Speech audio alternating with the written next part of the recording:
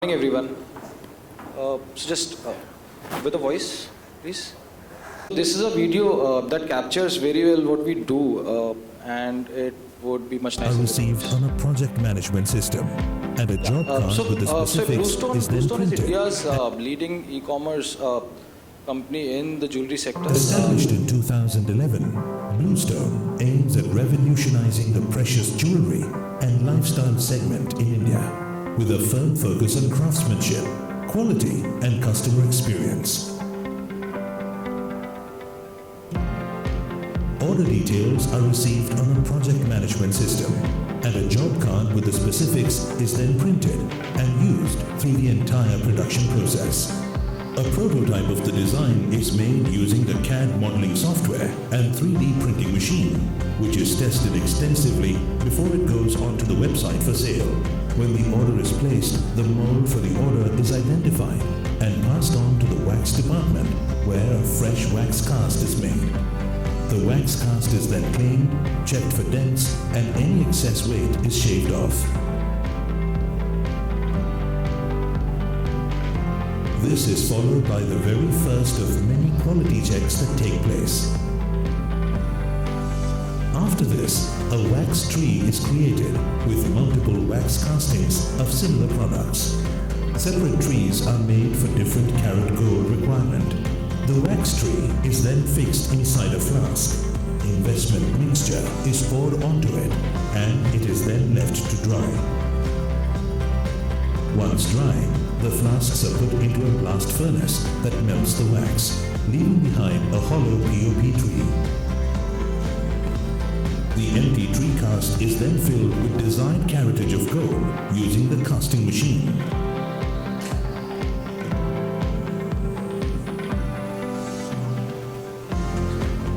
After gold casting, the flask is washed under high-pressure water jets, and what's left is a pure gold tree.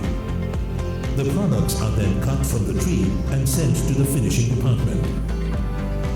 Here, the product is filed, smoothing out rough edges.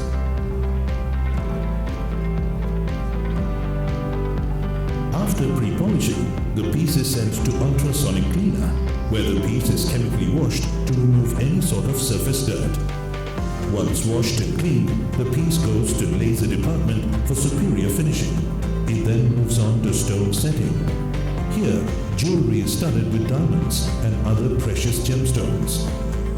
Once the gemstones are set, it is sent for final polishing, where it is buffed thoroughly.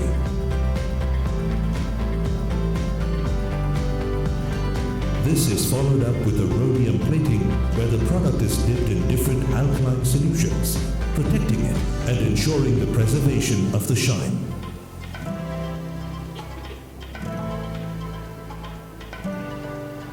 Through the entire process, the product goes through continuous quality checks before it gets the final product certification.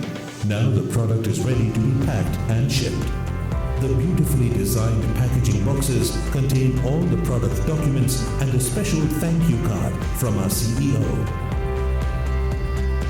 This is then handed over to the logistics team, who ensure that every customer gets their Bluestone product delivered on time, every time. To us, it is more than just a process, and that's what drives us to do what we do. The simple joy of knowing we've made things better for our customers.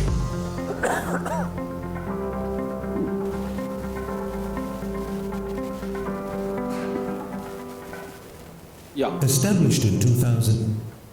So this video very well captures a lot of innovation, a lot of capabilities that we built as an organization in first 4 to 5 years. So we started in 2012. What we very quickly realized was that we need to create, in order to sell jewelry, in order to have the right to sell gold and diamond jewelry, we have to be a jeweler, we have to be a jewelry brand.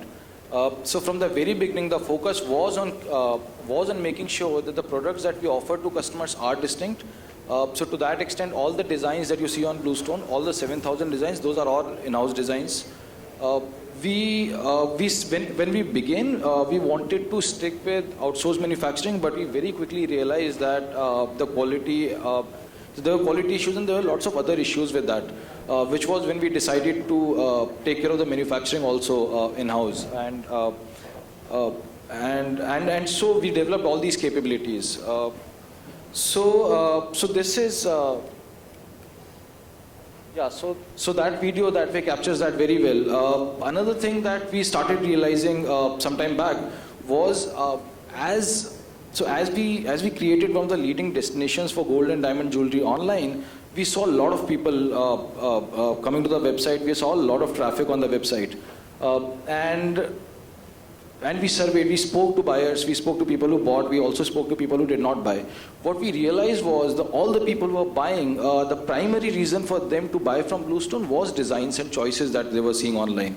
Nowhere in the offline world they had the similar quality and the quantity of designs available to them. That was what was making a lot of people buy. But for every one person who was buying, there were 10 people in the funnel who were actually not buying. So when we spoke to them, they had their own reservations. So they said, while online is great for browsing, because I can't do jewelry browsing in the offline world, and I spent a lot of time browsing for designs, looking at designs, there is no way I can buy such an expensive product, a 40,000, 50,000 rupee product, without seeing it first. So that was the number one reason. Almost 80 to 90% of the non-buyers cited that as the reason. Then it was also followed by, what do I do if something goes wrong? Where do I go and exchange the product? So those were some of the reasons that were staring us on the face. And what was very clear to us, that for every buyer that we are getting, we are actually losing 9 people who can potentially buy. If there is some sort of offline support to this browsing that we can provide. So that was when we had decided to actually start our pilot stores. So last year we opened our first store, and we saw great traction. We saw that in that catchment where we opened the store, the absolute business went up by almost 4 to 5 times. Okay, now it's very difficult for a new jewelry store to actually operate at break-even from the first month itself, or to have very strong revenue performance, but that's what we saw in our stores. And the reason for that was simple. There were lots of people already browsing, already looking at all those designs in that particular catchment. All they needed was a store there where they can go and see those designs, and they were already converts.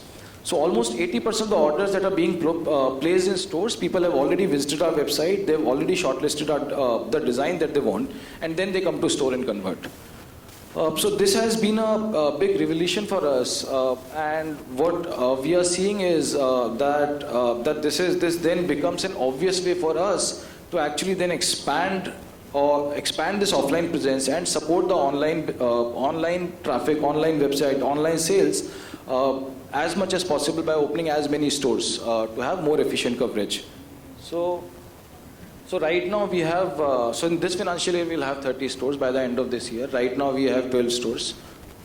There are 10 under construction. So 30 stores is what we'll have by the end of this year. In next 2 years or so, we'll get to around 200 stores. And these are some of the innovations that I was talking about. So for some women to actually go through 100, 200, 300 designs on the website is easy, much easier. It's much easier for her to do it online than offline. But then having some of these changes, having some of these options available to her, that okay, you can actually go to an Orbit Mall and see that piece. You can even try that piece at home. Someone from the store would come. If you order, that piece will get delivered from that store itself. So these are those omni-channel innovations that have actually cracked it for us. So thank you, yeah. Thanks, Gaurav. Welcome. Good to see you make strides both on offline and online. But you know, there is a potential challenge there in terms of, are you doing offline because online is not working? Maybe it's a category where online doesn't work. So this is a category where I would say that online only might take a long time to work, but that is not consequential also. If you look at many other categories, so across all categories and for almost all the categories, the buying behavior, the commerce behavior these days starts online. Whether the eventual sale culminates online or does not culminate online is a secondary question. I'll give you another example of auto category, right? These days, if one is thinking of buying a car, the first thing people do is they go online and they check what are the reviews, what are the ratings, how are the photos. So a lot of purchase decision making happens online. Right. But if let's say one of the auto portals, they put a buy now button there, I don't think a lot of people would actually just click that buy now button and buy their cars like that. But in that particular category, what happens is that is already supported by a good network of dealerships in the offline world. So the same experience which starts online then moves over to offline. They go to dealership, they do test drive. But I would say the 80% or that number might be here and there, but a big chunk of that decision making is already done online. And it is well supported by the offline network. And when online and offline, they both come together, then only the magic happens these days.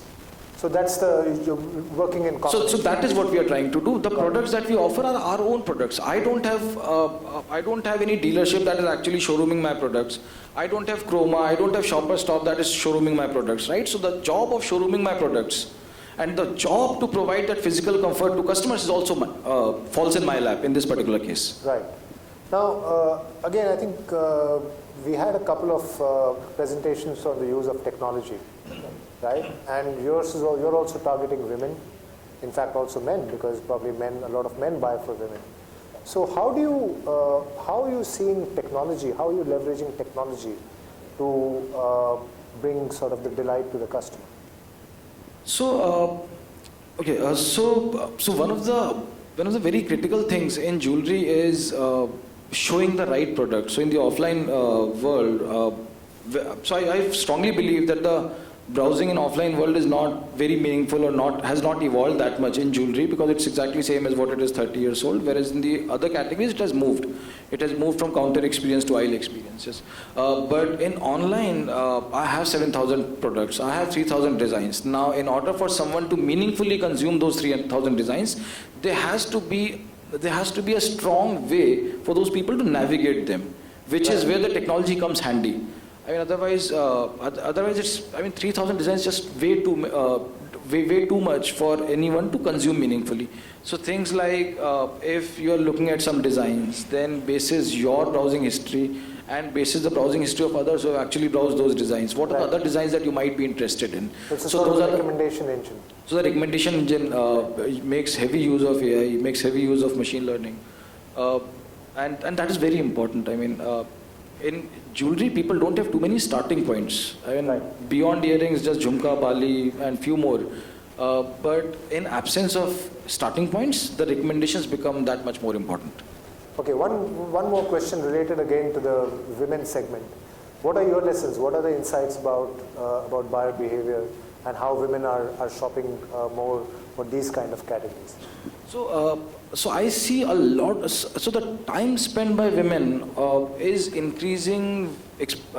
I wouldn't use the word exponential, but increasing at a very rapid pace with time. So a lot of time is being spent on apps. So basically, earlier the whole buying not buying but shopping was an event. So it was a weekend to weekend event where one would think that, okay, this week I want to buy this, or over this week I've thought of buying all these things. So during the weekend she would step out and then she would actually go through multiple outlets, multiple shops, and then the shopping process would be limited to that.